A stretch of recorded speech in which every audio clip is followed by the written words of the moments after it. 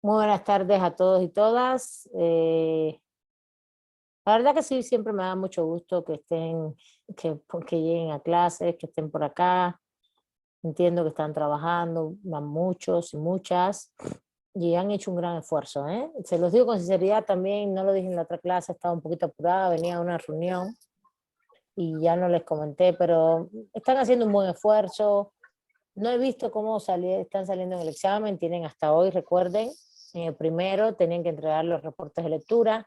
Van a salir bastante bien porque han venido a clase, están haciendo el esfuerzo, no se preocupen. La idea aquí no siempre es que ustedes tengan la posibilidad de aprender más que de decir, bueno, sí, saqué, me lo sé todo, tengo 10, a lo mejor no saben nada y tienen 10, ¿eh? Entonces es importante que ustedes sepan dilucidar bien todo el tema de, de que sepan ubicar, por ejemplo, la Constitución, ubicar no solo no las teorías constitucionales, al final vimos muy poco de esto, sino justamente de cómo están todos los derechos, por ejemplo, en la Constitución, cuáles son los conceptos que hay, qué implican esos derechos, dónde están ubicados, en qué artículos, ¿no? ¿Qué implican sus principios de interpretación? ¿Qué implica el bloque de constitucionalidad? Em, de hecho, la parte de los derechos es tan amplia que vamos a hacer dos exámenes. Ahora vamos a hacer una que tiene que ver con todas las libertades que vimos, todo el debido proceso, las libertades, y todo lo de pueblos indígenas y derecho al trabajo. Entonces, son dos grandes bloques, no crean que es menor. Y recuerden que este es el sustento de la Constitución. ¿El sustento de la Constitución en qué sentido? En que al final toda la organización estatal que tenemos, que más o menos también, más o menos conocen algunas cosas. Vamos a ver lo principal, no solamente que hay tres poderes y eso que ya lo conocen, eso nos voy a ver muy esencialmente, muy básico, porque eso ya lo vimos en teoría del Estado, lo vimos en constitucional, en la parte histórica que vimos, sino justamente cómo funciona el federalismo, por ejemplo, qué cosa es el federalismo, eso es lo más importante que tienen que saber de esta parte, y cuáles son los órganos fundamentales, ¿no? Los órganos, qué funciones tienen. Entonces, tú puedes conocer muy bien los órganos, qué funciones tienen, cómo funciona el federalismo, por ejemplo, y todo esto está muy bien hasta el punto en que, pero entonces, qué vas a defender ahí o qué se va a ejercer? Pues los derechos. Entonces necesitas tener como la médula de toda constitución son los derechos, todos los derechos que hemos ido viendo y cómo lo hemos ido explicando con mucho detalle, ¿no?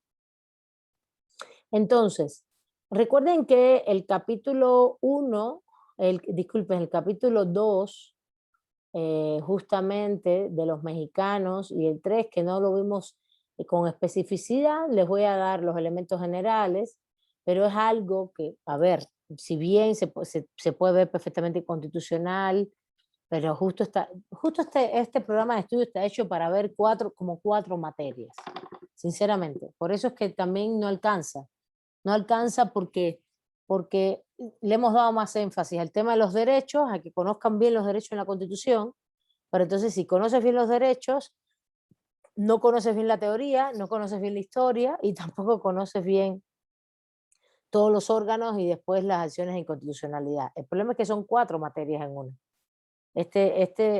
Fue de lo peor planificado en este plan de estudios. Y bueno, nacionalidad y naturalización son de los dos elementos fundamentales de lo que son los mexicanos, que son los que al final tienen derechos políticos.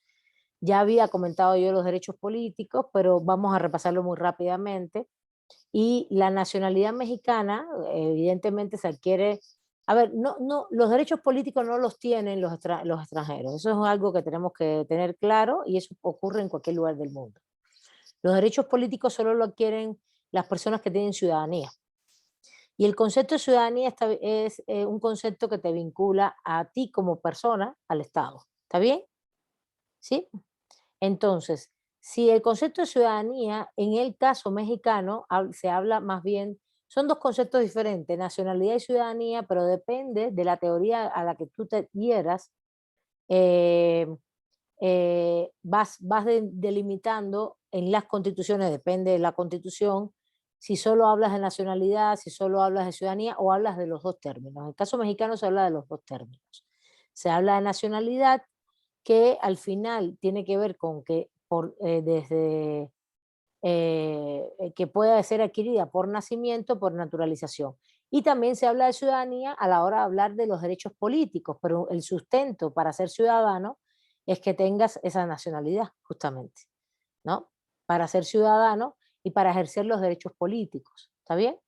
Esto es muy interesante porque esto se supone que ustedes lo tienen que ver no sé si tanto en público y en privado, deberían tocar todos estos temas en derecho internacional público y privado, también en constitucional, pero bueno, pues, esencialmente no es una materia que va aparte. A ver, Araceli, si tienes una duda de esto. Sí, maestra, ¿sí me escucha? Sí. Lo que pasa es que ahora que han estado viniendo a visitar aquí a mi trabajo, todos los candidatos, a mí me llamó la atención uno que es de nacionalidad francesa y va por la candidatura del Distrito 12. Va para diputado del Distrito 12 de aquí de la ciudad. Tiene que tener ciudadanía, estar naturalizado. Sí, Eso dice que ya tiene 10 años aquí, que ya se naturalizó mexicano. Eso no te... Olvídate de eso, no te está mintiendo porque no lo pueden. El requisito es inapelable y te lo quitan, punto. No tiene sentido. Bueno, de ninguna manera puede pasar si no tiene la naturalización. ¿Entiendes? No tiene ningún problema eso. Bueno, ¿qué cosa es la nacionalidad? Bueno, por nacimiento, por naturalización. Los de nacimiento, los que nazcan en territorio de la República Mexicana, los que, a ver, ahora se va a escuchar mejor, ya terminó de grabarse esto. Los que nazcan en la República Mexicana,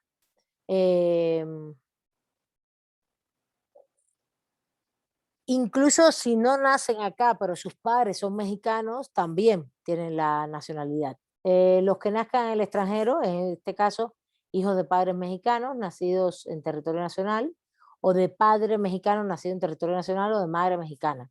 Es decir, tú puedes nacer en el extranjero, pero tener los dos padres, o padre o madre mexicana. O padre, porque en estos momentos también, si tú, bueno, ahora todavía no está del todo aprobado, pero si hay un matrimonio igualitario y uno es mexicano también. Los que nazcan en el extranjero, hijos de padres mexicanos por naturalización, de padre igual, es el mismo requisito, pero háganse la idea que si yo soy mexicana por naturalización y me voy a Cuba y tengo un hijo, por mi condición de naturalización, también mis hijos serían mexicanos. Los que nazcan a bordo de embarcaciones aeronaves mexicanas, sean de guerras o mercantes específicamente. Eso se considera territorio nacional. Y son mexicanos por naturalización los que hagamos el trámite ante la Secretaría de Relaciones Exteriores y hacen una especificidad con los que adquirimos matrimonio, ¿no? Al matrimonio con un mexicano o mexicana que al final estableces un domicilio aquí en el territorio nacional y cumplas con los requisitos. Le hacen la distinción porque al final siempre justamente antes podías, fíjense, la última modificación de esta es del 34, no, disculpen, del 97. Y realmente, no, realmente antes hacían la distinción de que si te casabas, te podías naturalizar enseguida. Después de eso, tenías que vivir un tiempo en México. Eso ha cambiado, eso está en las leyes migratorias. Hoy por hoy tienes que convivir un tiempo, a ver, te casas, pero tiene que haber convivencia y haces el proceso de naturalización. No es que te casas y enseguida te naturalizas. Ni te naturalizas per se porque te casas. Tienes que hacer el proceso. Aplica también en adopciones de padres mexicanos adoptados en otros países. Pues sí, si eres de origen mexicano, claro.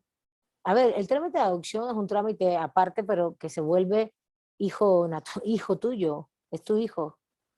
Y tú eres mexicano, claro, claro. Eres mexicano, pues sí. No hay una regulación específica para la adopción, eso sería discriminación.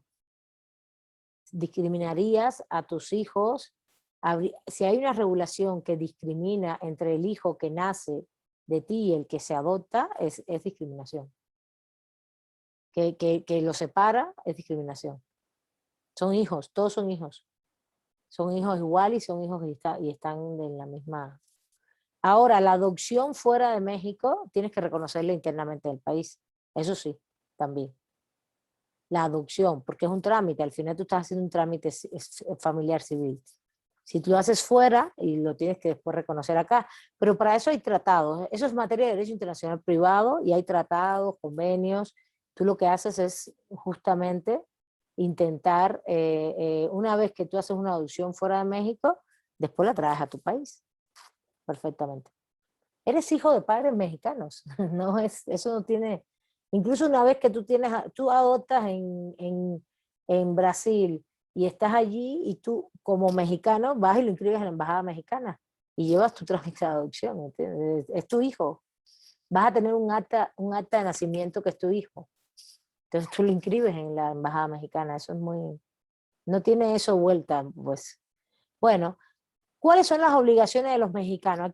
Aquí hablando ya de naturalización, este es el artículo 30, el 31 se dedica justamente a las obligaciones de los mexicanos, habla de la responsabilidad hacia los hijos, habla de la educación obligatoria, hasta, en este caso en México se establece hasta secundaria, también incluso que sean responsables militarmente, en el caso de los varones, que es donde hay servicio militar y este tipo de cosas, de reserva y todo esto.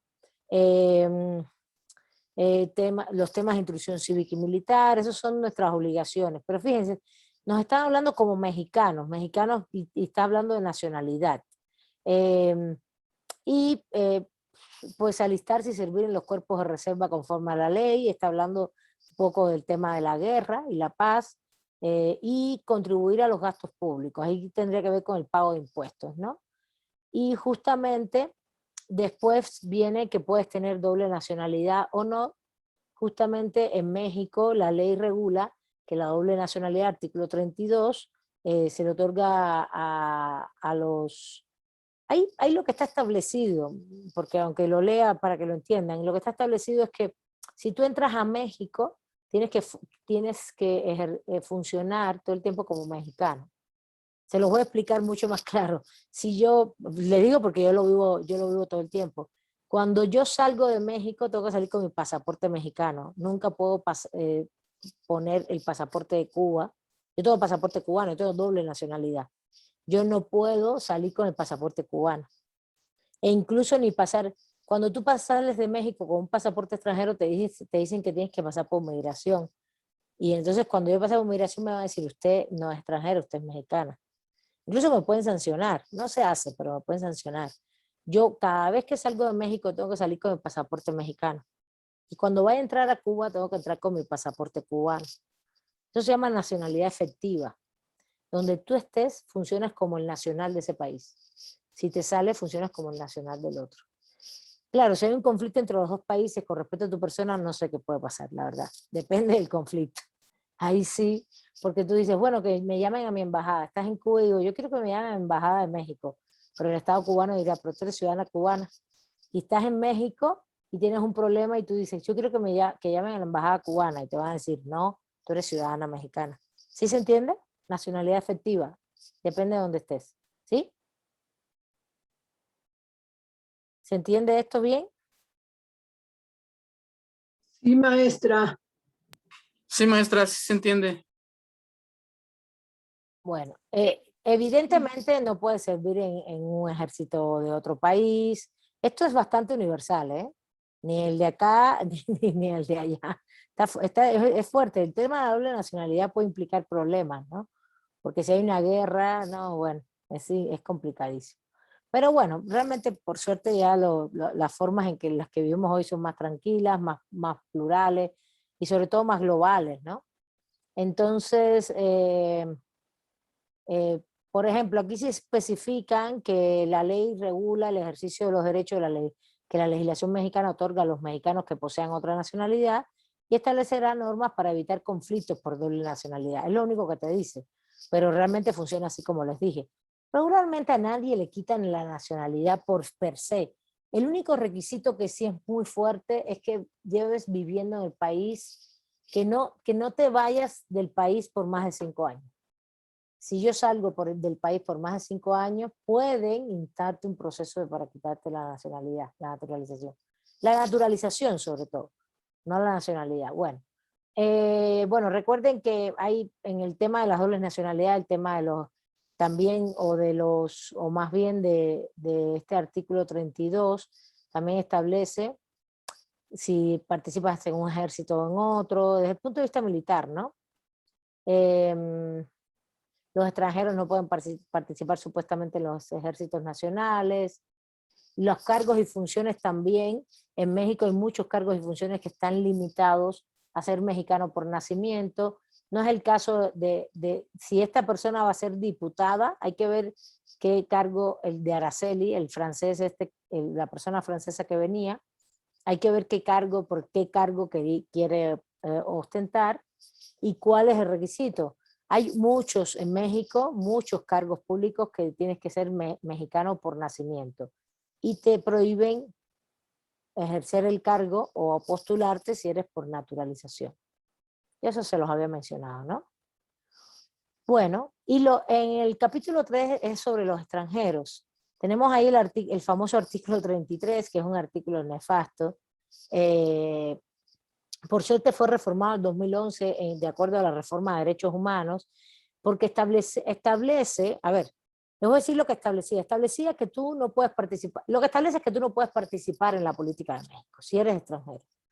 No es mi caso porque yo soy ciudadana mexicana, por naturalización. Yo puedo participar en la política en lo que yo entienda, pero si no lo eres, no puedes participar. Entonces, la modificación estuvo dada en que realmente no te daban audiencia.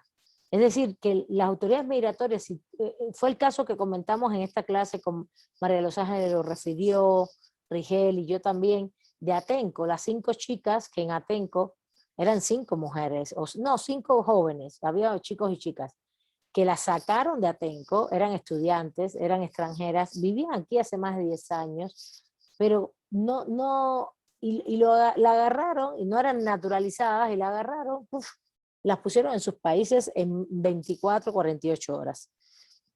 Y vivían aquí desde que eran niñas, una cosa así. Hay gente que nunca se naturaliza porque no le interesa, porque no le hace falta, porque su pasaporte vale igual o es igual de relevante para tener de mexicano. Entonces los chicos y chicas fueron a Atenco, participaron en las movilizaciones y eran 5, no se me olvida, los agarraron, los metieron en la estación migratoria y fuera para tu país. Se los montaron en un avión con la misma ropa que traían y para tu casa no, tu casa estaba aquí, tus padres estaban aquí, te mandaron a tu país de retorno. Y no había ni audiencia. Entonces eso fue lo que se modificó, que hubiera una audiencia, que la gente pudiera expresar, que hubiera un procedimiento, ¿no? Una audiencia donde tú, antes de expulsarte del territorio nacional, ¿no? Y que se regulará bien este procedimiento, es un procedimiento administrativo, porque las autoridades migratorias son una autoridad administrativa del Estado mexicano y pueden perfectamente tomar determinadas decisiones. Pero bueno, sigue el precepto de que no puedes inmiscuirte en los asuntos políticos del país, ¿no? El famoso 33 constitucional. Es muy famoso, bueno, para mí es muy famoso, porque desde que llegué aquí no puedo opinar de política, ¿no? ¿Cómo? Yo opino, ¿cómo que no puedo opinar? No, no puedes participar. Bueno, entonces, ya después vimos la clase anterior, el capítulo 4 de los ciudadanos mexicanos. Concepto de nacionalidad es uno, concepto de ciudadanía es tu relación con el Estado. Con el Estado. Esto no tiene una pureza de técnica legislativa muy específica, porque si fuera tan puro, por ejemplo, el tema de los impuestos lo pusieran en la ciudadanía, no en la nacionalidad. el tema este de pagar los gastos, de este punto, el párrafo que tiene que ver con contribuir para los gastos públicos de la Federación, de los estados, de la Ciudad de México, los municipios, que está puesto en el 2016 en la fracción cuarta del artículo 31. A mí me parece que habría que discutirlo, bueno, tampoco es tan viejo, pero para mí el tema de la contribución de impuestos no tiene que ver con una nacionalidad, una naturalización, sino con el concepto también de ciudadanía, porque es tu relación con el Estado. Y la ciudadanía es cómo te relacionas tú con el Estado. Justamente, es un concepto político, jurídico, político, construido desde el siglo XVIII, XIX, fue un concepto que se ha ido perfeccionando en la teoría política en función de cómo se regula la relación con el Estado. Persona, Estado. ¿Quiénes son los ciudadanos de la República Mexicana? Justamente hombres y mujeres, podrían ser un poquito ya, quitar esos términos binarios y poner un poco más amplio, personas, teniendo la calidad de mexicanos, reúnan además los siguientes requisitos. Y aquí es donde vienen los requisitos de los derechos políticos. Y este es el punto, por eso volví un poquito atrás para darles el fundamento de los derechos políticos. Haber cumplido 18 años, tener un modo honesto de vivir, porque justamente, ¿quién es el ciudadano? Pues el que tiene los derechos políticos. Entonces, bueno, tienes que tener 18 años, tienes que, puedes votar, puedes ser votado, puedes asociarte, derecho de asociación, puedes tomar las armas, es decir, tomar armas en función de la guerra, ¿no? De defender el país, ejercer todo tipo de negocios, de libertad económica, ¿no? Y el derecho de petición, puede ser nombrado en cualquier empleo y servicio público, siempre y cuando, por ejemplo, yo soy ciudadana mexicana, pero soy por naturalización. Si hay un requisito que es mexicano por nacimiento, que es como se llama, mexicano por nacimiento, las leyes no dicen ciudadanía, naturalización, lo que dicen es mexicano por nacimiento, mexicano por naturalización.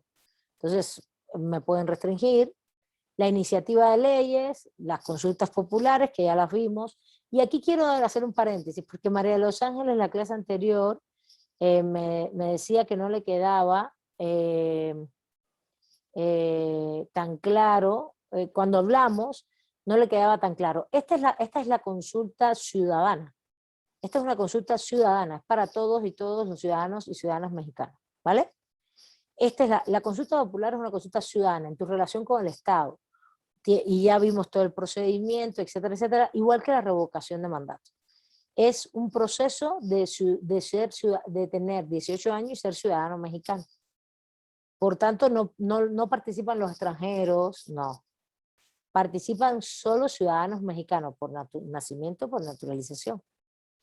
Y puedes hacer las consultas y a la vez las revocaciones de mandatos, ¿no? Los dos procesos que ya vimos, que conversamos, que los organiza el INE, que la consulta popular, de qué materias pueden ser, cómo incluso fue modificada, y ahora tiene mucho más amplitud, puede ser cuándo puede ser realizada, y la revocación de mandato que tiene que ver con el presidente y que también la utiliza el INE. Ahora, a partir de ahí, el artículo 36, ese es el 35, el 36 habla de nuestras obligaciones como ciudadanos, y ahí viene todo el tema de inscribirnos en el catastro municipal, que tienen que ver con nuestras propiedades o nuestras profesiones, también el Registro Nacional de Ciudadanos, al final es el CURP, ¿no? El CURP. Y de hecho, fíjense, para que vean esto es interesante. Uno cuando dice, bueno, cuando yo llegué a México me dijeron, tienes que inscribirte en el CURP, en el, ¿cómo? A ver, ¿alguien me puede decir qué quiere decir CURP? C-U-R-P. Clave única de registro de población, profesora. Exacto. Fíjense, aquí, clave única de registro de población, la población es mucho más amplia que la ciudadanía. Porque cuando yo llegué a México, a mí me dijeron que me tenía que registrar en el CURP, y yo era extranjera. Porque ellos necesitan saber qué está haciendo el extranjero acá. Claro, si tú vienes de turismo, eso no pasa. El turista entra, pasa, y solo registra migración, ¿no? Vengo de turista un mes, hasta 3 meses puede estar y te vas. Y registras entrada y salida del país. En el caso de si vienes a hacer actividades estudiantiles, laborales, por ejemplo, hay muchos tipos de actividades que regula migración, serían actividades laborales, estudiantiles, pastorales, empresariales, bueno, laborales en general, todo tipo de labor que tenga, o que vengas a visitar reunificación familiar y todavía no eres ciudadano, también vienes a visitar familiares, pero vienes en reunificación familiar. Hay varias aristas, te tienes que, y te vas a demorar un tiempo, ¿no? Tienes una visa de 10 años, te puedes quedar los 10 años, tienes que registrarte en la clave única del CURP, la clave única de registro de población. Pero de ahí, al final, se está derivando una clave que es muy importante, que va a tener que ver con que, no con tu concepto de ciudadano, porque al final el extranjero también ahí está registrado si va a permanecer con cierta residencia permanente del país, pero ellos no tienen derechos políticos, nosotros sí. Entonces ahí es donde viene el otro factor, a partir del CURP, no el RFC, el RFC, Registro Federal de Contribuyentes, tiene que ver con los impuestos, y tú puedes ser extranjero y tener RFC y pagar impuestos porque trabajas acá también, sino que de ahí después se deriva el tema del tema electoral, que es la credencial de elector, que es el Registro Nacional de Ciudadanos. ¿Sí se entiende? Es importante en derecho que conozcan bien, eso debería ser una materia, nunca la hemos puesto, no la hemos puesto, pero hay un ámbito del derecho que se llama derecho registral, es decir, cuáles son todos los registros que existen. Se supone que en cada materia, más o menos les vamos a ir mencionando los registros.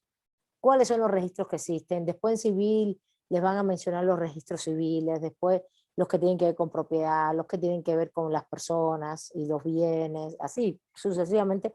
En comercio también, el tema empresarial, el tema de los inmuebles. Si algo pasa en derecho es que casi en los sistemas románicos es que hay que registrar qué somos, cómo somos, quiénes somos. ¿Se entiende esto? ¿Qué tenemos? ¿Sí? Incluso tú registras el nacimiento, registras la muerte, registras las propiedades, registras las sucesiones, las herencias, ¿no? Todos esos registros existen, ¿vale? Eso es importante. Por tanto, existe también el de población, pero también existe el de ciudadanía, y justamente desde aquí, cuando se acredita la ciudadanía mexicana, puedes en un momento, justamente con tu acreditación, porque eso es lo que te dan las credenciales, de ahí vienen las credenciales, y la expedición del documento, que es lo que dice el segundo párrafo, que acredita la ciudadanía mexicana, puedes entonces hacer servicios de interés público, puedes votar, hacer todo, ¿no? ¿Sí se entiende? Justamente no está regulado por gusto, está regulado porque por eso existe una credencial de elector. Hay países que lo que hacen es tener un documento único, se le llama carnet de identidad, por ejemplo, o DNI, Dirección Nacional de Identificación, o departamento, algo así, así se dice en Argentina, DNI, y desde ahí se deriva todo, de ahí se deriva que salgan los demás registros, ¿está bien? Bueno, también aquí de nuevo se repite en la ciudadanía el tema de los cuerpos de reserva en función de lo militar, votar en las elecciones, ser votado, desempeñar cargos de elección popular, desempeñar de todos los niveles, ¿no? Federativas, estatales, municipales. Y el 37, para ir ya cerrando, 37 y el 38, el 37 específicamente tiene que ver con en qué momento, si en algún momento tú puedes perder tu nacionalidad. Los mexicanos por nacimiento no pierden la nacionalidad por naturalización sí se puede perder, porque tengas otra nacionalidad extranjera. Es muy difícil que eso pase, ¿no? Primero porque ya yo tenía otra, ¿no? Y ellos aparentemente te dicen que renuncias a la otra, pero nunca te lo piden, a mí nunca me lo pidieron, nunca me pidieron, di aquí que renuncias a la otra nacionalidad. Jamás me pidieron ni escribir nada, ni mucho menos, cuando yo hice mi trámite. No sé si ahora lo están pidiendo, pero jamás me pidieron, usted escriba aquí que renuncia a la nacionalidad cubana. Jamás me pidieron eso. Ningún país hace eso hoy, porque es muy común que que las personas tengamos doble nacionalidad, la movilidad mundial es impresionante. Entonces, más bien está funcionando como el concepto que les dije de nacionalidad efectiva, ¿no? Estás en un país, yo estoy en Cuba, funciono como cubana, así, y estoy aquí, funciono como mexicana, ¿no? Es eso. Claro, tú dices, bueno, y si vas a Estados Unidos, ¿cómo funcionas? Con el pasaporte que entres, migratoriamente. Yo voy a Estados Unidos siempre como mexicana, nunca voy como cubana, porque si no, pues, bueno, de todas maneras es un rollo, siempre me meten en los cuartitos y toda esa cosa. Antes de Obama, ya después que Obama restableció las relaciones con Cuba, ya no me metieron más. Con Trump viajé un par de veces, no me pidieron, así no hubo una requisita importante, pero viajé poco porque me molestaba mucho esto. Y yo dije, no voy a hacer que me empiecen a decir cosas. Y porque te mandan al salón este donde te verifican y te no sé qué y no sé cuánto. Antes de Obama siempre, cada vez que entraba por avión a Estados Unidos me mandaban al cortito, así de cabeza de plano. Y yo entraba con mi pasaporte mexicano, pero ellos saben que soy de nacionalidad cubana también. Bueno, seguimos rápidamente. Ven, por usar pasaporte extranjero o por aceptar o usar títulos nobiliarios que impliquen sumisión o estado extranjero. Evidentemente yo sí me cuido mucho de no usar pasaporte extranjero en los dos países y usar títulos nobiliarios que impliquen sumisión a estado extranjero. Bueno, por ejemplo, que tengas un título nobiliario de España, que tengas nacionalidad española y que tengan uno, o Inglaterra, por ejemplo, o en Bélgica, que son todavía monarquías y estas cosas. Pues no. Por residir durante 5 años continuos fuera en el extranjero, y la ciudadanía, este es por naturalización, y la ciudadanía, fíjense como aquí está la distinción, una cosa es ser nacional por nacimiento, esa nunca se pierde, nacional por naturalización, si tiene causales, ciudadanía mexicana, si se pierde, dice, por aceptar títulos nobiliarios, de gobiernos extranjeros por prestar voluntariamente servicios o funciones oficiales a un gobierno extranjero sin permiso del Ejecutivo Federal. Esto es importante porque es aceptar un trabajo oficial de un gobierno extranjero, por aceptar o usar condecoraciones extranjeras sin permiso del Ejecutivo Federal.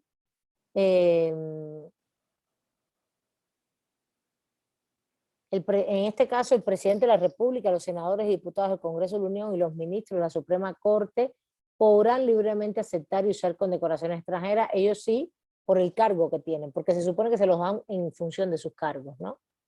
Por eso es que lo aceptan, porque es verdad que te dan muchas condecoraciones en el mundo, y pues, ¿por qué no la vas a aceptar? Sobre todo entre mandatarios y eso se estila mucho.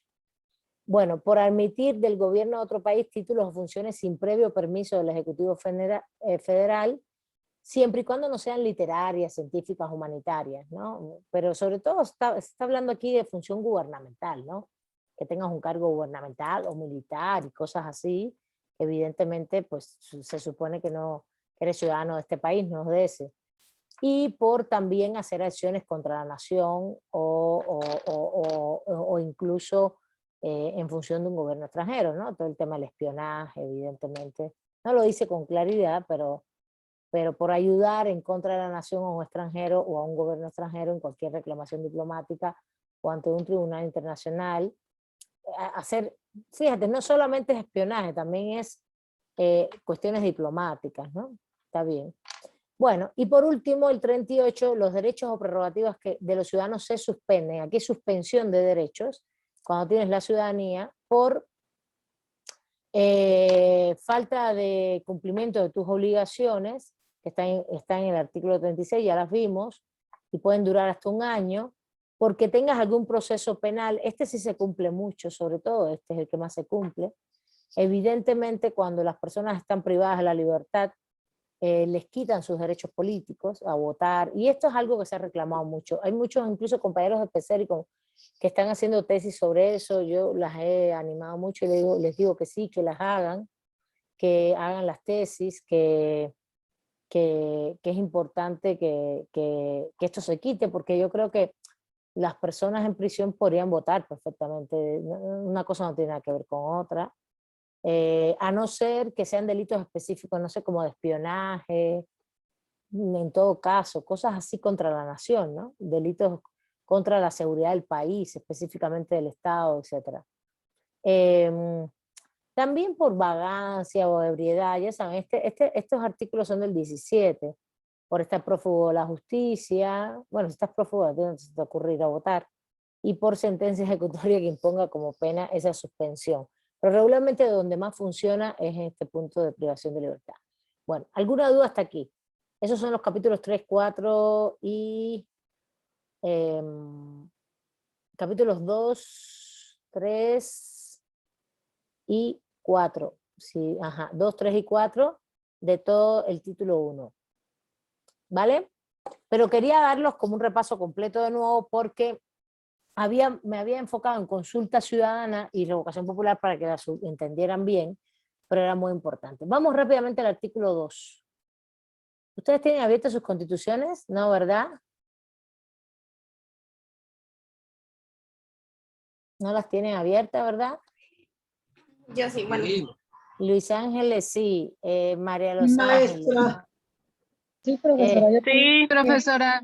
Y maestra, ya estamos leyendo al parejo que usted. Bueno, Dios quiera y la Virgen nos acompañe. Estoy fastidiando. Como ustedes vean.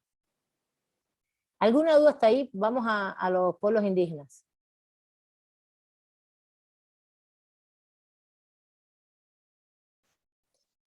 Está bien, maestra.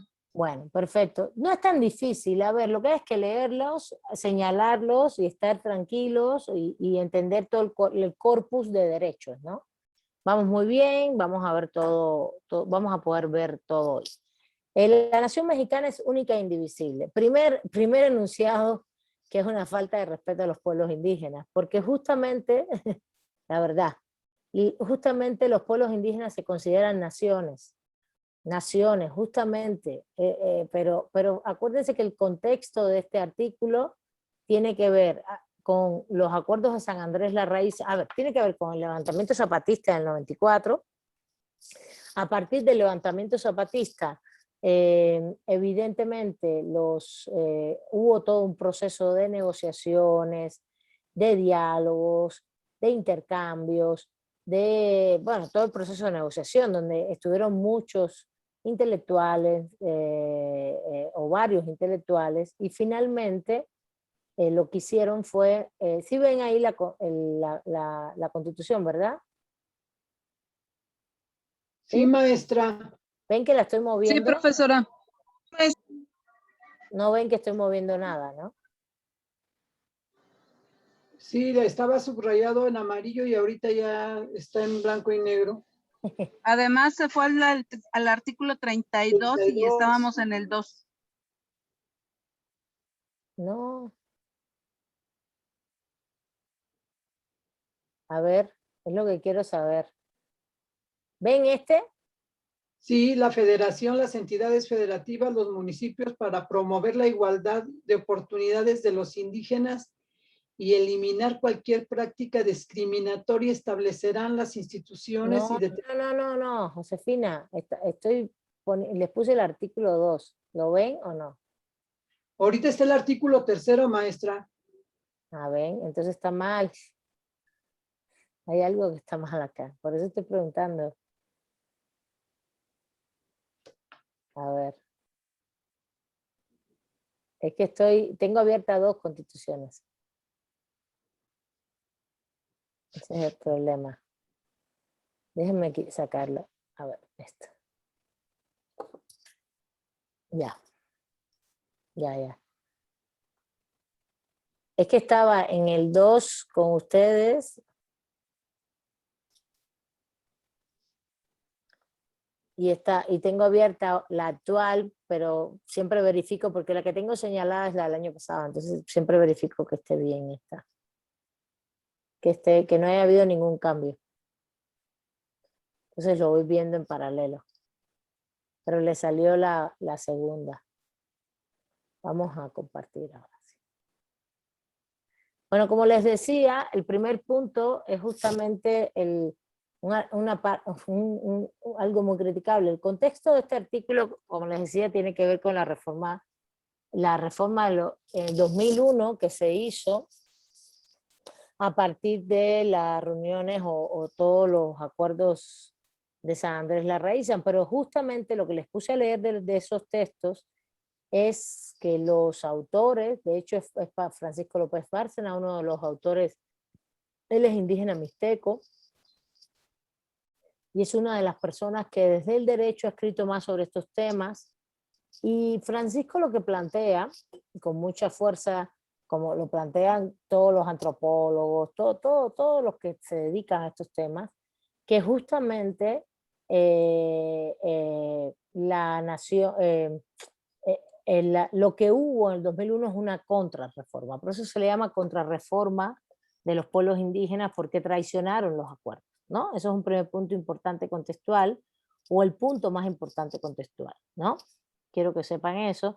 Y bueno, aquí vienen los elementos y uno se puede dar cuenta específicamente que realmente pues en el primer enunciado en sí quisieron proteger algo que no era lo que se estaba pidiendo. Los indígenas jamás te piden independencia, que sería el concepto político. El concepto político de independencia es separarte del Estado-Nación. El concepto político de autonomía es ser autónomo en tu gestión política, jurídica, económica. ¿Sí ven la diferencia? Además, mírenlo tan sencillo como esto, el Banco de México, el Instituto Nacional Electoral, el Instituto Nacional de Acceso a la Información Pública. Hay miles de organismos autónomos en el país, económicos, financieros y de funciones constitucionales autónomos. Y nadie se cuestiona que esos organismos quieran separarse del país, ¿entiendes? Entonces, la autonomía es un concepto constitucional, complejo, interesante, importante, pero que tiene un rango jurídico, técnico, básico, que implica que tú eres parte de un sistema, que tú eres parte de un sistema. Tú no estás separado del sistema, sino que tienes autonomía en diferentes gestiones que te permite la norma jurídica. En el caso de los pueblos indígenas, la autonomía implica política, jurídica, económica. Es eso. Pero no es separarte de todo el sistema jurídico, sino que tú decidas tus autoridades políticas, tus autoridades jurídicas, tus conflictos y también cómo tú te desarrollas económicamente en la vida. Pero nada, es que les tienen tremendo miedo a que hagan otras cosas, cuando en México realmente, sobre todo porque la población mexicana indígena es una población que ronda el 10% de la población. Es un alto por ciento. El 10% te puede mover un país en materia electoral, en materia de representación, no es menor el asunto. Por eso les da tanto miedo. Y por eso ustedes, si hacen una comparación entre la regulación de pueblos indígenas en Colombia y México, ven que Colombia está 10 veces más adelantado, pero claro, la población indígena mexicana es del 1%. Esa es la diferencia. 1%, nosotros somos el 10 o un poquito más. ¿Está bien? Bueno, la nación mexicana es única e indivisible. Primera gran crítica, nuestros pueblos indígenas también son naciones, y así está reconocido no solo en el convenio 169 de la OIT, convenio, se los voy a poner en el chat porque no tengo pizarrón acá, 169 de la OIT, y ahí, bueno, ahí pueden ver los antecedentes también, las lecturas que les mandé.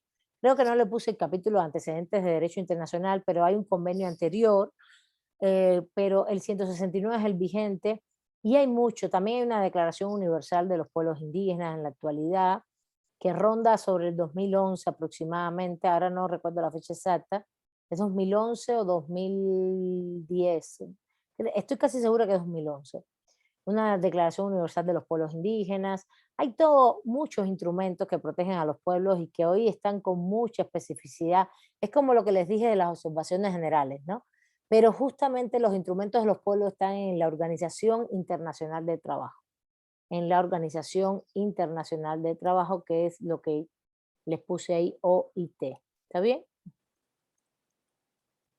Vale. Y todo el mundo reconoce que un pueblo indígena es una nación, pero no una nación independiente, sino una nación con identidad cultural. Ese es el tema. Identidad cultural, histórica, ese es el punto. Bueno, entonces, el hecho de que México pusiera esto como para defenderse, de que no se separaran de la República Mexicana, pues ningún pueblo indígena hoy pide separarse de la República Mexicana. No estamos en España, En España, el País Vasco y Cataluña sí piden separación, porque ellos se consideran una nación y un país diferente. Y ellos sí están, ellos abogan, no por autonomía, ellos son autónomos, abogan por la separación y la independencia. Los pueblos indígenas no hacen eso, ni lo hacen, ni lo intentan, ni les interesa. ¿Por qué? Porque el proceso histórico fue de colonización, de asimilación, integración a los sistemas. Entonces, realmente hoy los pueblos no piden eso, piden que sean autónomos y que los dejen en paz con su autonomía, ¿entiendes? Y que no los despojen de sus tierras, de sus territorios, de sus recursos, donde ellos viven, donde ellos hacen sus ritos culturales, se desenvuelven económicamente. Eso es lo que ellos piden. Y estoy hablando de toda América Latina. No obstante, Bolivia, para que sepan, es el estado más avanzado en esta regulación y reconoce que Bolivia es un estado plurinacional. Se llama así, Estado Plurinacional de Bolivia. De hecho, no se llama la República Unitaria de Bolivia, ni se llama la República de Bolivia, se llama el Estado Plurinacional de Bolivia. Ese cambio fue con la Constitución nueva que se aprobó en los años 2000, 2000, sí, no, ahora no recuerdo exactamente el año, que es lo que les di en teoría del Estado y todo como el nuevo constitucionalismo latinoamericano, ¿no? Ellos sí que reconocen que todos los grupos que hay en el país son conjuntos de naciones. Y entonces que el Estado, hay un Estado a nivel central, pero hay un conjunto de naciones internas que tienen autonomía política y jurídica. No obstante, la gente participa, por ejemplo, en todo el sistema electoral boliviano, ¿no? Hasta el centro, presidente, todos los órganos. Y al final, en materia jurídica, sí tienen autonomía a nivel de naciones de tomar las decisiones jurídicas, que ha sido de las cosas más difíciles, pero ahí van, ahí lo han ido haciendo. Habría que estudiar con especificidad todo lo que han hecho y las dificultades que tienen, porque son muchas. Porque también tienen un tribunal constitucional, tienen toda la estructura también del Estado-nación como tal, ¿no? Bueno, la nación tiene una composición pluricultural. Ahí es donde reconocen el tema de que sí, en vez de decir que somos plurinacionales, nos dijeron pluriculturales. Reconocen más a todos esos grupos indígenas como de diferentes culturas. Y pues es una visión muy, como les decía, de temor al tema del Estado, ¿no? A la centralidad del Estado. Entonces aquí está sustentada en pueblos indígenas, y aquí ponen algunos elementos que están establecidos en el convenio 169 de la OIT, que son aquellos, que son estos, ¿no? Que son estos. Dice, son estos. Uno, el primer elemento, que descienden de poblaciones que habitaban en el territorio actual del país al iniciarse la colonización y conservan instituciones propias sociales, económicas, culturales, políticas o parte de ellas. Ahorita voy a explicar, que tienen conciencia en su identidad indígena. Eso se llama criterio de adscripción. Que son comunidades integrantes de un pueblo indígena, aquellas que forman una unidad social, económica, cultural, asentadas en un territorio y que reconocen autoridades propias. Esta es como la parte más política, de acuerdo a sus usos y costumbres. Y se infiere un poco el derecho, pero no del todo. Aquí viene. Bueno, hasta ahí, hasta ahí. Hasta ahí, estos tres elementos es lo que se dice. ¿Qué quiere decir que es un pueblo indígena?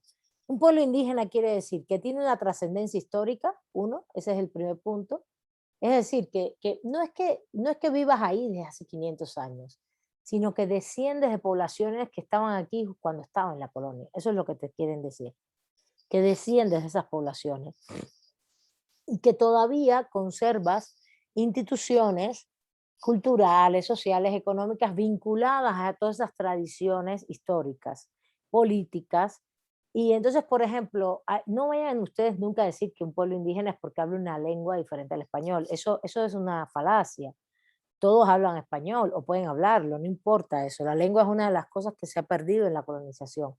Pero puede ser un elemento cultural, si lo tienen, ¿no? Por ejemplo.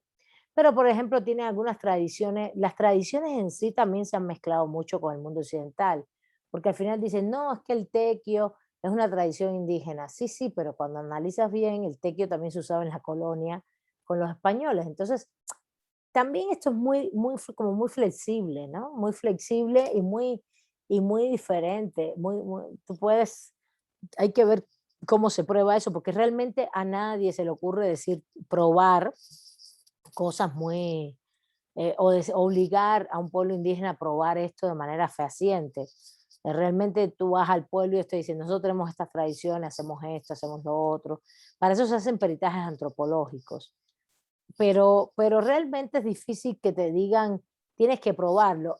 El requisito que más pesa es el segundo, el de la conciencia de su identidad indígena. Es la famosa autoascripción. Autoascripción. Ahora se los voy a poner acá. Claro, evidentemente, autoascripción no lo puede decir cualquiera, ¿no? Autoascripción.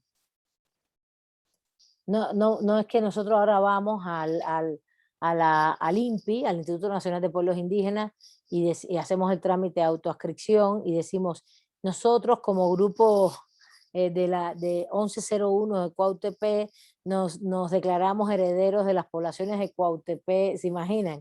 Cuautepec es un pueblo originario, de hecho, por lo menos muy antiguo, no sé si originario, pero muy antiguo, y tiene elementos de tradiciones muy antiguas en Cuautepec. Y si ahora vamos todos nosotros y decimos que somos originarios de Cuautepec, que descendemos de ellos, que tenemos determinadas ritualidades, pues eso es una falacia. Esto se puede, la autoascripción, tú no vas a decir eso, tú vas a decir, nosotros tenemos identidad indígena, venimos de pueblos originarios. Y evidentemente estas comunidades que son rurales o semirurales, regularmente en México, en otros países son completamente rurales. Hay países como Bolivia, que es el 80% de la población, son mucha población, están en todos lados. Y hay países y hay comunidades en Ecuador, en Brasil, que nunca han tenido contacto con el llamado mundo occidental y están completamente en la Amazonas, ¿no? Entonces, el tema de la autoascripción es hacer un trámite administrativo que te puede convenir, no solo ante el INPI, sino antes se hacía ante la Comisión Nacional de Pueblos Indígenas, de Derechos Indígenas, la CNI, después, antes tuvo otro nombre, ha tenido varios recorridos, pero se hace, pero hoy también se hace mucho ante el Tribunal Electoral, ante el IFE, ante el INE, disculpen. ¿Por qué? Porque lo haces para que te reconozcan tus elecciones y no se metan en materia electoral, no se metan en el proceso electoral y te reconozcan que tú vas a hacer un proceso electoral propio, sobre todo si eres un municipio. Eso ocurre mucho. Dime, María Los Ángeles, adelante, corazón.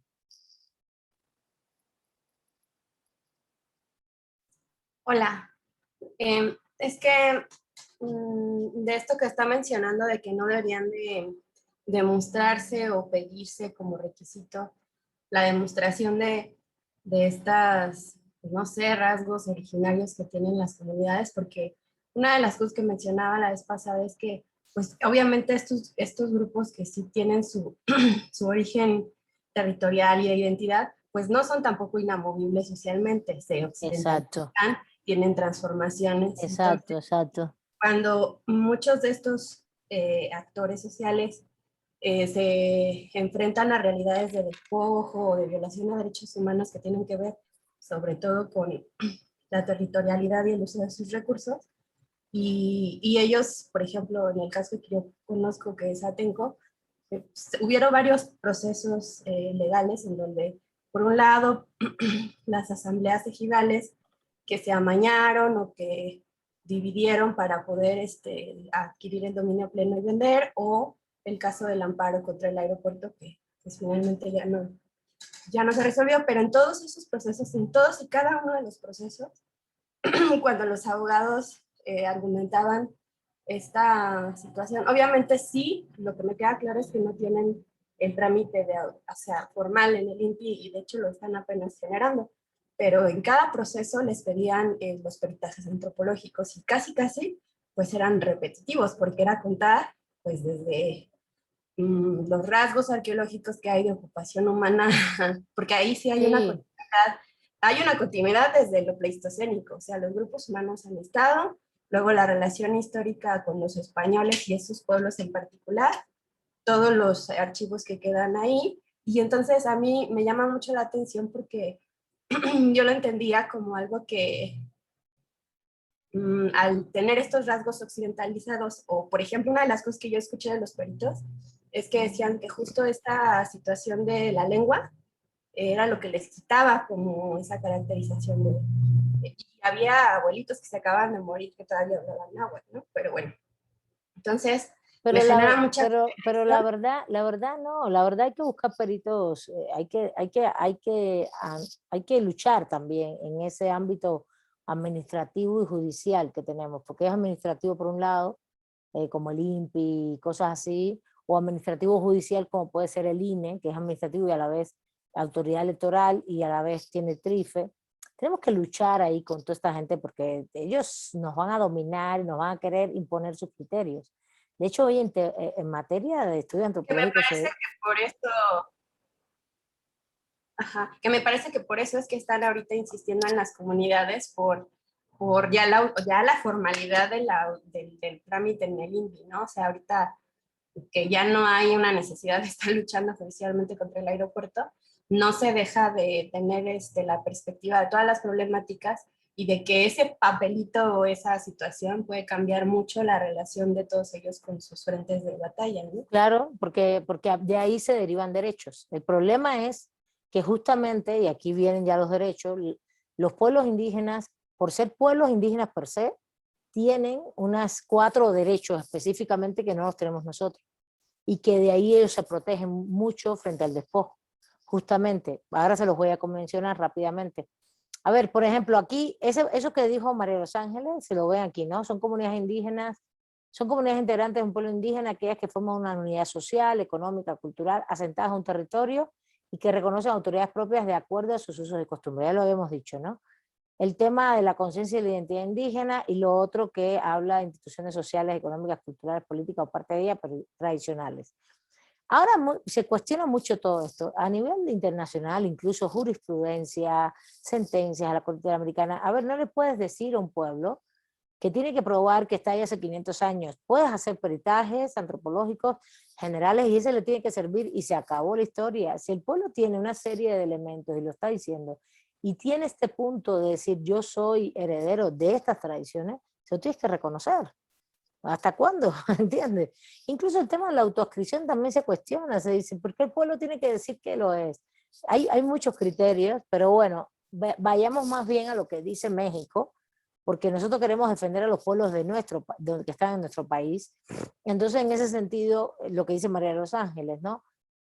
Hay que ir al INE, hay que ir a hacer el trámite ya, que te reconozcan tu autonomía política, tu autonomía, tu reconocimiento al INPI, al INE y dale, porque esto te va a dar las prerrogativas de defenderte.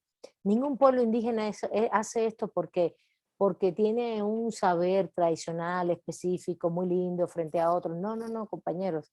Todos los pueblos indígenas hacen esto por un problema de protección frente al despojo del sistema capitalista, que ese es el otro elemento. Estos derechos que siempre... Yo tengo 2 artículos sobre estos temas, 2 textos que trabajé muchos años de derechos humanos, pueblos indígenas y derechos sociales. Y escribí varias cosas en conjunto, ¿no?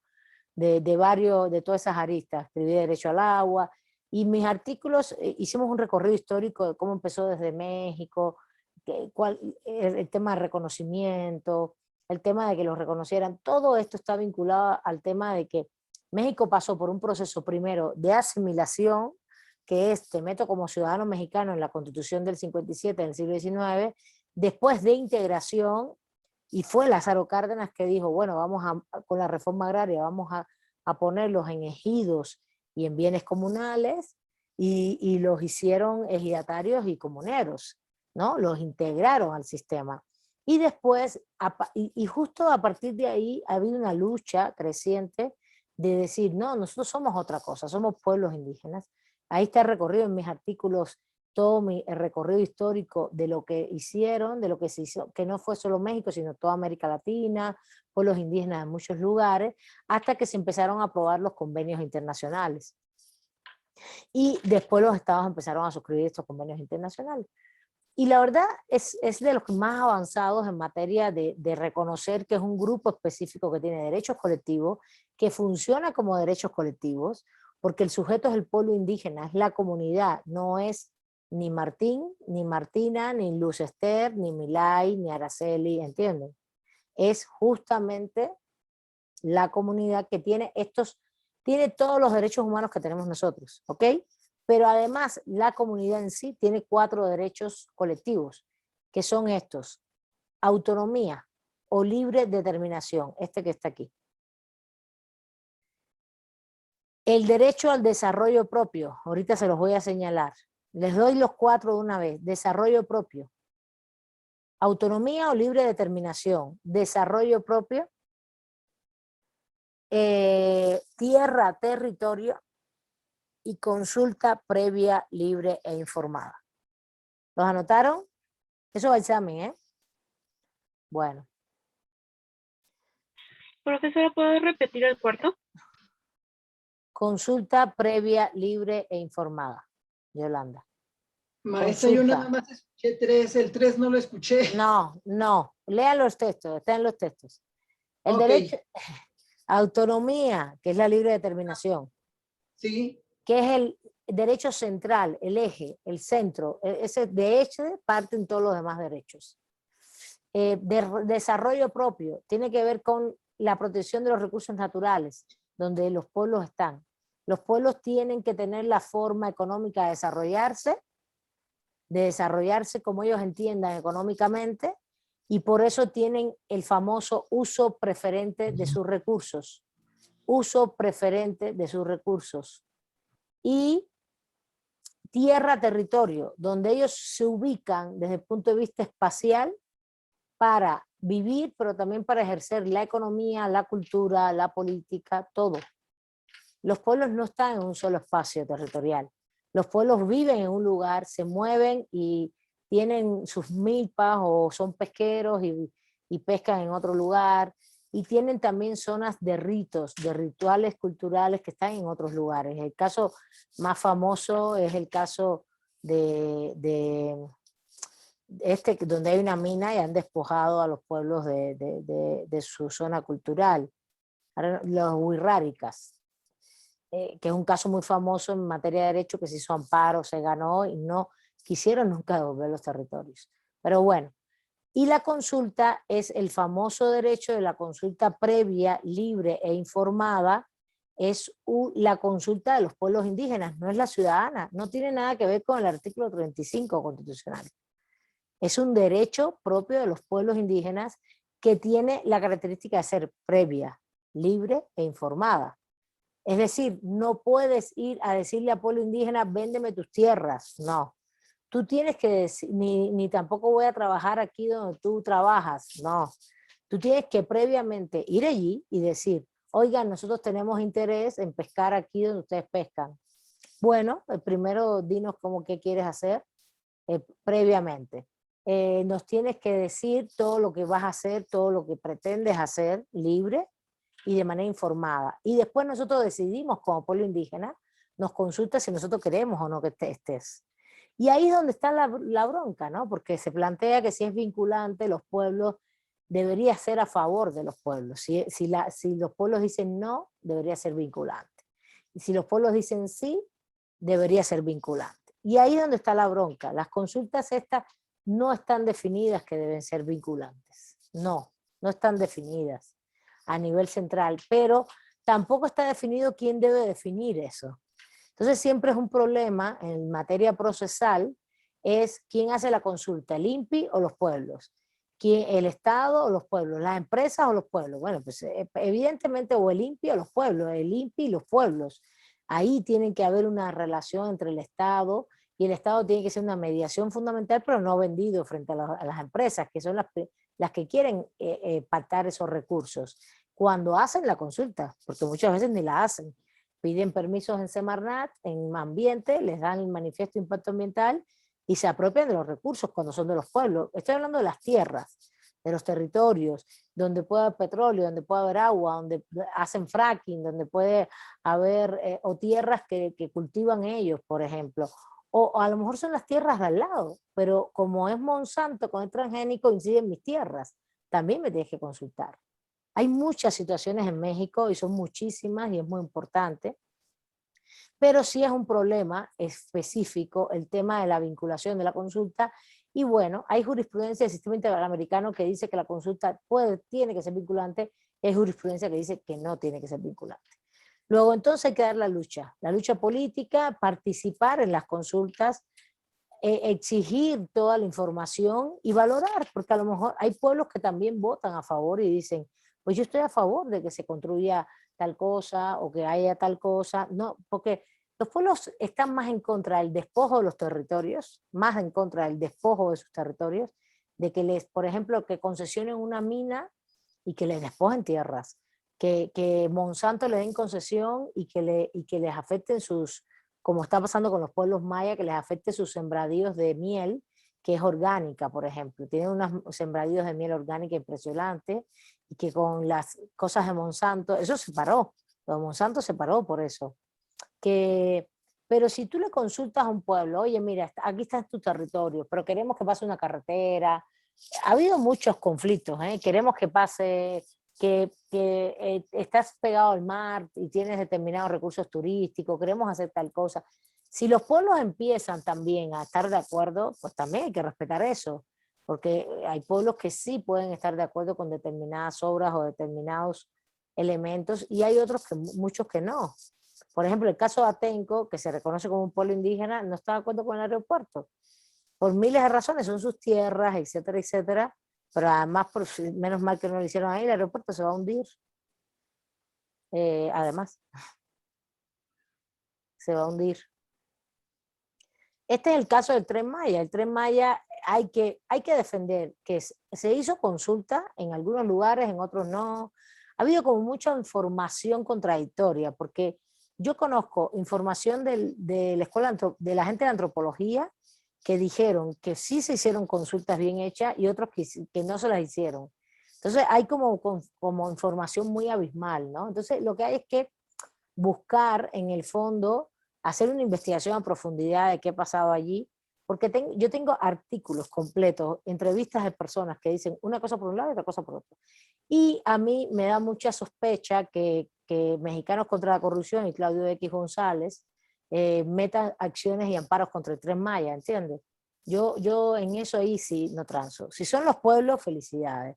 Pero la gente elitista neoliberal de este país, que son los primeros que despojan a los pueblos, ahí ya yo digo, bueno, espérate, entonces ¿qué está pasando acá? ¿Entiendes? Sí, sí se entiende la diferencia, hay que entender las diferencias.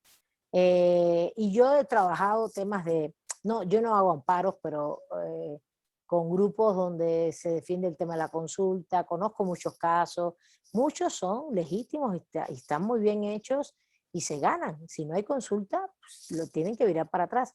Fíjense si esto ha sido importante, que justamente el Banco Mundial, cuando vio y empezó a ver que en América Latina les paraban a sus propias inversiones o los propios préstamos que ellos habían dado a grandes empresas para hacer mega obras, mega proyectos, se los paraban mediante el derecho a la consulta, el Banco Mundial le empezó a exigir a las grandes empresas que hicieran la consulta, que si no había una consulta previa, libre e informada hecha con pueblos indígenas, bien hecha, no les iban a dar los créditos. Eso, fíjense hasta dónde llegó esto. Estoy hablando desde hace 10 años, más o menos, no ahora reciente. Bueno, entonces, ¿cuáles son los 4 derechos? Libre determinación y autonomía, que está acá. Aquí siempre tienen en México, la cosa de la seguridad nacional, la unidad nacional, por Dios. Nadie está pidiendo independencia. El reconocimiento de los pueblos, el tema, la autonomía es el centro. ¿Por qué es el centro? Porque es la que te da todos los demás.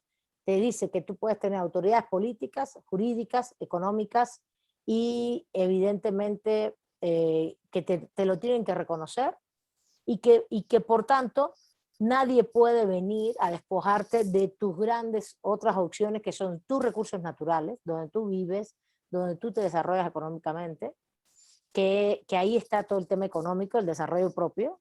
Tú decides cómo desarrollarte, ahí está. Eso está en el convenio 169 de la OIT y en los libros que les dije, que les puse a leer.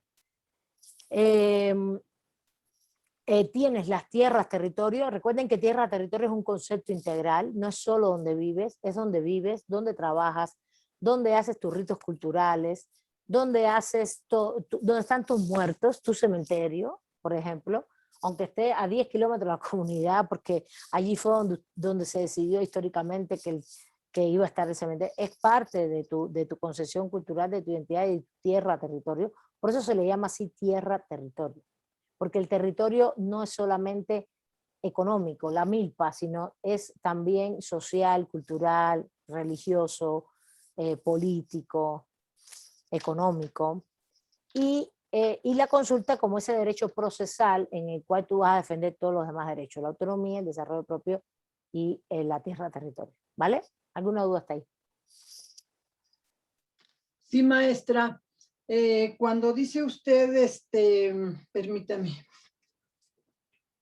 vinculante, quiere decir respeto a la decisión de los pueblos. Exacto, exacto, exacto. Es el respeto a la decisión de los sí, porque si no es vinculante, naciones indígenas.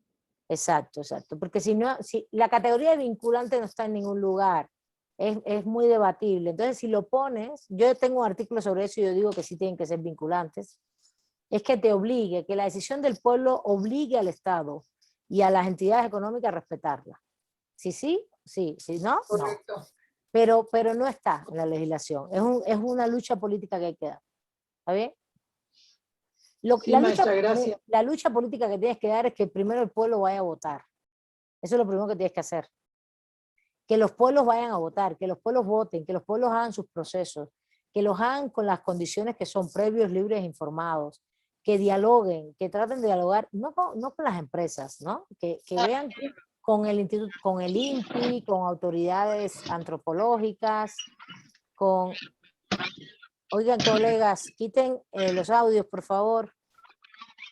Ay, Dios mío.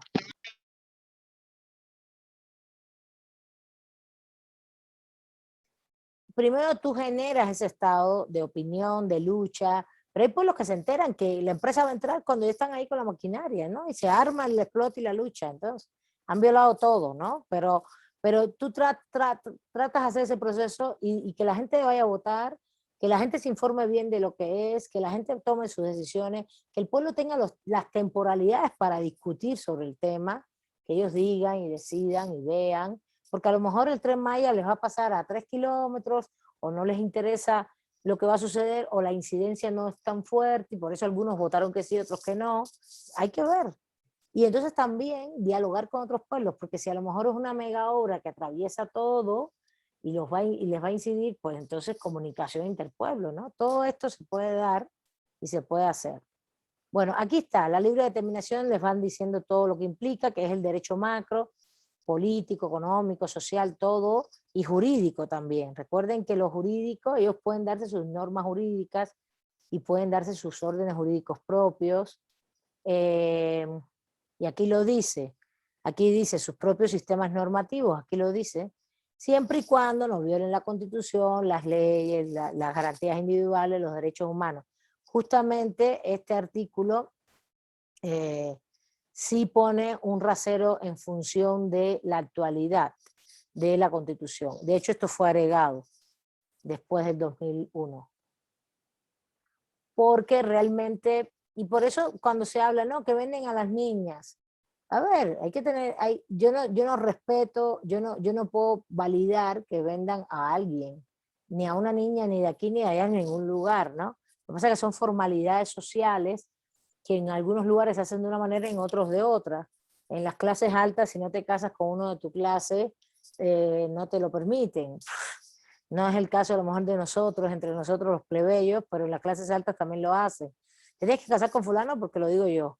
Y así, ¿no? No es tan fácil ya, pero también sucede. Entonces, bueno, es verdad, yo sí digo, el rasero, el tema de los derechos humanos, que también respete los derechos de los pueblos, pero que implique sobre todo este ámbito de derechos humanos, integridad de las mujeres, sí hay que tener cuidado con respecto a los sistemas normativos internos.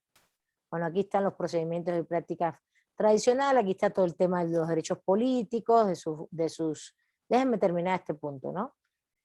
Y bueno, sus derechos políticos, sus instituciones políticas, ¿no? Es todo este apartado 3. En ningún caso las prácticas comunitarias podrán limitar los derechos políticos electorales de los y las ciudadanas en elección de sus autoridades municipales. Esto lo agregaron en el 2016, 2015. Esto es muy interesante. Esto lo agregaron. Bueno, agregaron esta parte del 2 también. Esto fue agregado. Todo esto fue modificado. Pero fíjense, esto es muy interesante porque esto lo hicieron en función de que hay municipios donde hay un pueblo indígena, pero puede haber otros pueblos que no sean indígenas. ¿Sí me entienden? Por eso pusieron ese texto, ese apartado, el apartado, a ver, denme un par de minutos. El apartado 3 del artículo, de la fracción A, del artículo 2 dice, justamente, tiene una restricción que incluso la he debatido con gente que trabaja más incluso con pueblo y le dije, ustedes no se dieron cuenta de cuando hicieron esta modificación, ¿verdad? Y me dicen, nunca nos dimos cuenta. Y le digo, claro, y eso está hecho a partir de que muchos pueblos pedían al INE el reconocimiento de autoridad electoral como municipio. Y el problema es que es el caso de Cherán. Cherán es el caso típico que tiene, es municipio, ellos son la cabecera municipal, son pueblo indígena, tienen reconocimiento político electoral. Pero entonces ellos dicen, nosotros vamos a hacerlo así.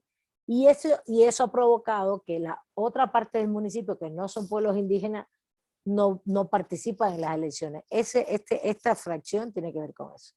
Que entonces la otra parte vaya con su proceso electoral normal, pero la parte del pueblo indígena, esto es una contradicción que tienen que resolverse, porque al final si el pueblo dice, no, yo aquí elijo mis autoridades, ¿cómo eliges entonces al gobernador municipal, al alcalde, que tiene que ver con los otros pueblos, ¿no? Entonces eso hay que verlo bien cómo se soluciona. Bueno, aquí está el tema cultural. Y aquí viene la otra gran crítica, y ya les robo un minuto nada más, que es el tema de la propiedad, que tiene que ver con las tierras y los territorios, justamente. Y dice, la fracción sexta, acceder con respeto a las formas y modalidades de propiedad y tenencia de la tierra establecidas en esta Constitución y a las leyes de la materia, así como a los derechos adquiridos por terceros o por integrantes de la comunidad al uso y disfrute preferente de los recursos naturales. Bueno, el uso y disfrute preferente de los recursos naturales es el desarrollo propio de los lugares que habitan y ocupan las comunidades, salvo aquellos que correspondan a las áreas estratégicas en términos de esta Constitución. Para estos efectos, las comunidades podrán asociarse en términos de ley. ¿Qué es lo que está pasando acá? Aquí, por un lado, tienen el uso y disfrute preferente de los recursos naturales, los lugares que habitan, ocupan las comunidades. Eso quiere decir que ellos son los que deben usar esos recursos, preferentemente a cualquier otra persona. Pero a la vez, la fracción es muy contradictoria porque habla de que tienen que respetar las formas y modalidades de propiedad y tenencia de la tierra establecidas en esta Constitución y a las leyes en la materia. Y en México la propiedad individual es lo que prima, y los pueblos tienen propiedad comunitaria, que se traduce o se saca de propiedad ejidal y propiedad comunal, de los bienes comunales. Y entonces les ponen inicialmente que los pueblos pueden acceder a todo tipo de modalidad de propiedad y al uso preferente de sus recursos, pero siempre le ponen este límite, ¿no? Que es esta parte específica donde dice, a ver, se los voy a borrar, dice a la propiedad y tenencia de la tierra establecidas en esta Constitución y las leyes en la materia. Esto es una burla. Ahí hay una contradicción en la fracción sexta. Eso es una burla, porque la propiedad en México, sobre todo, se respeta mucho la propiedad individual. Y lo otro es ejidal y comunal, ¿está bien? Entonces quiero que lo tengan claro, que es una de las cosas que para mí es muy contradictoria en el artículo 2. Lo que pasa es que al final tú puedes aplicar todo el convenio 169 de la OIT, que habla de esta parte, del uso y disfrute preferente de los recursos naturales, los lugares que habitan y ocupan las comunidades, y esta también, las áreas estratégicas es otro límite a la tierra, territorio de los pueblos, que es las áreas nacionales protegidas. Pero bueno, tú te puedes ir por la interpretación del 169 y obviar un poco la fracción sexta, ¿no? Y ver quién gana en la lucha política, ¿no? Bueno, Bueno, los otros elementos son acceso a la justicia, elecciones, ¿no? Paridad de género, toda una serie de cuestiones que tienen a nivel global, igual que todo el Estado mexicano. Y que bueno, los estados, las entidades federativas van a establecer los términos de autonomía de sus pueblos. Por ejemplo, en el caso de Oaxaca es la mejor constitución en materia de pueblos indígenas. Oaxaca tiene la mejor constitución en materia de regulación de pueblos indígenas. ¿Está bien? Bueno, la fracción B tiene que ver ya con elementos de la relación con el Estado, el desarrollo, cómo el Estado tiene la obligación de cumplir estos derechos, ¿no? Ya siempre lo hemos dicho, ¿no? Están los derechos, están las obligaciones del Estado. ¿Está bien? Entonces, eso es lo que hay en la fracción B, y bueno, ya no nos da tiempo más. Lo dejamos para la otra clase. Si tienen alguna duda, lean los textos que tenían que leer de pueblos indígenas. La próxima clase, en 10 minutos veo lo de los trabajadores y vamos directo a la organización del Estado. Miércoles empezamos. ¿Vale? Voy a reorganizar un poquito las lecturas que tienen ustedes ahí. El miércoles van a ver todo eso. Bueno, un gran abrazo. Cuídense, sobre todo los que ya tienen clases, sigan con sus clases. Maestra, Gracias. ¿me puede regalar un minuto?